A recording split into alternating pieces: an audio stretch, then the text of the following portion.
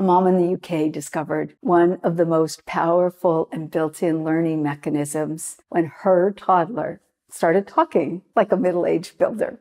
And this same learning mechanism is critical when it comes to enabling change, whether it's for yourself or for your organization.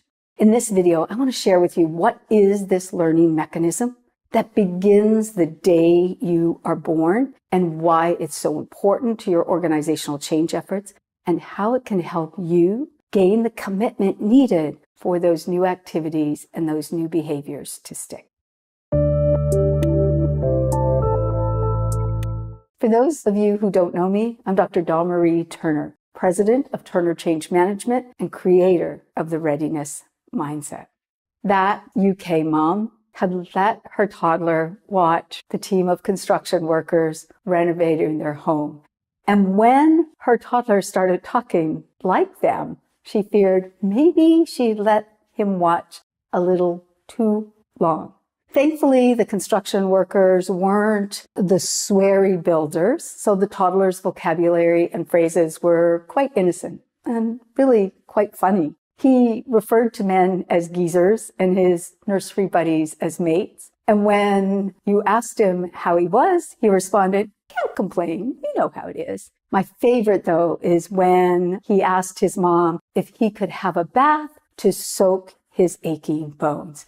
I'll put the link to the article in the show notes below. That story is a powerful reminder of the immense and often overlooked power of modeling behaviors and activities. Modeling is powerful because it's always active. We are always watching and looking and paying attention to the people around us, whether you are a toddler or the CEO of a major corporation. And when we watch somebody who maybe we think are similar to us, or someone you admire, or the people within your social group, or peers within your work group, it can unconsciously influence your behavior, and you can begin to mirror those activities without even realizing you're doing it. Modeling stimulates a powerful and largely unconscious process called vicarious learning.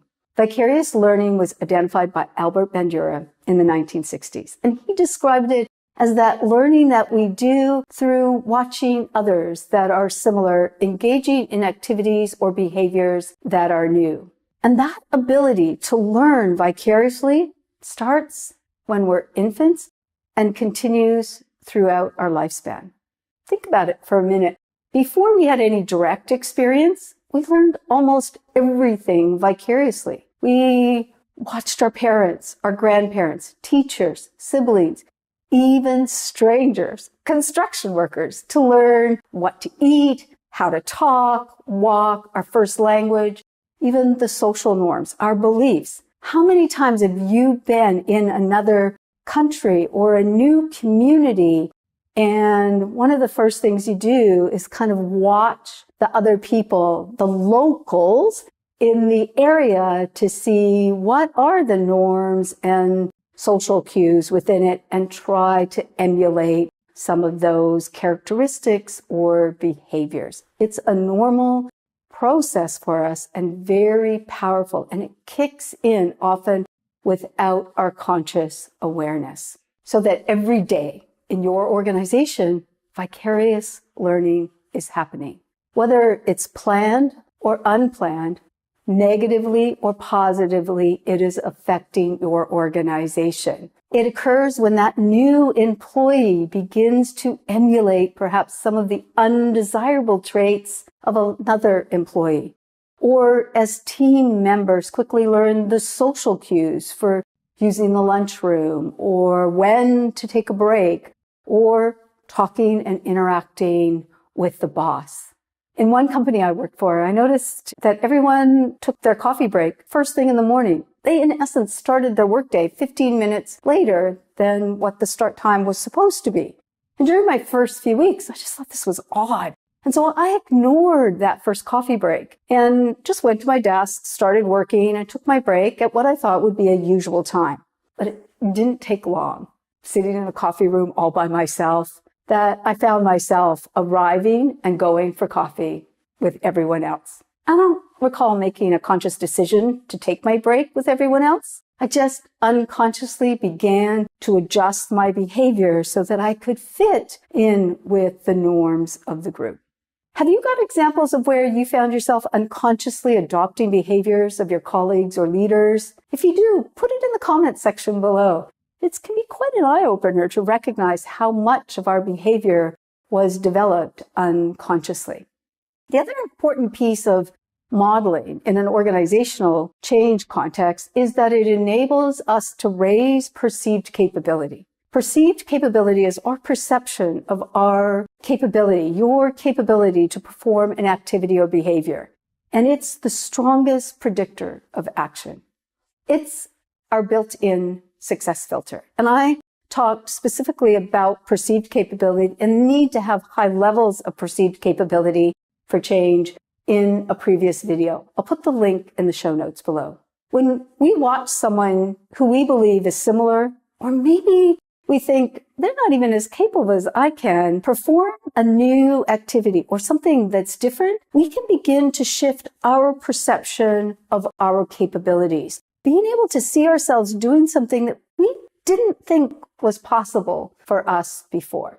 For example, one of my fundamental rules in integrating technology is that the IT people don't demonstrate the technology, that we work to find the people that will use the technology when it's fully integrated, and we prepare them to be able to do the demonstrations and facilitate the modeling of the new technology. In one large professional services firm, we had the CEO demonstrate a new CRM system that they were implementing. And although the demonstration didn't go as smoothly as the IT department would have liked it to go, what was so important in having the CEO demonstrate it was the visible shift that had occurred in the employees, both about the beliefs of the software and their belief in using that software. Their beliefs that the software was too difficult and hard to use evaporated. They were like, well, if the CEO can do this, I certainly can do this. Having the CEO demonstrate also shifted the perceived value and importance of the software. It went from being seen as just more IT and why do we need it to it must be really important if the CEO is showing it to us and willing to use it. Modeling also helps to make the unfamiliar familiar. Therefore, it's very helpful when we have limited experience with a new activity, like that new technology or a new behavior. Or perhaps we have a negative experience with a similar activity. During one large change initiative, we used vicarious learning as part of our overall strategy for the change.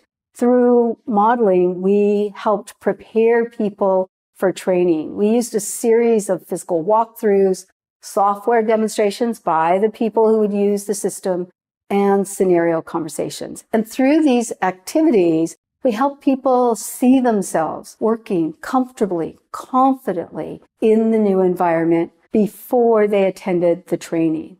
The result was people were more confident during the training. They asked more relevant questions, and because they believed they already knew what they needed to do, how this new technology was going to fit and allow them to do their work, they committed to adopting those activities and the new environment.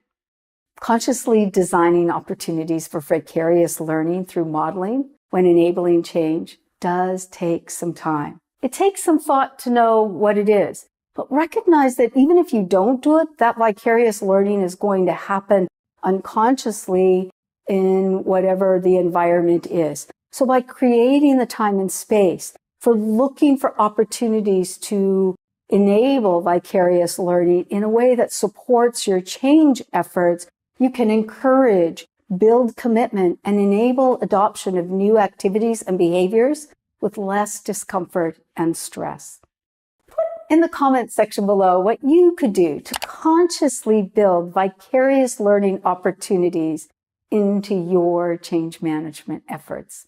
That's it for now. I'll talk to you soon. Bye for now.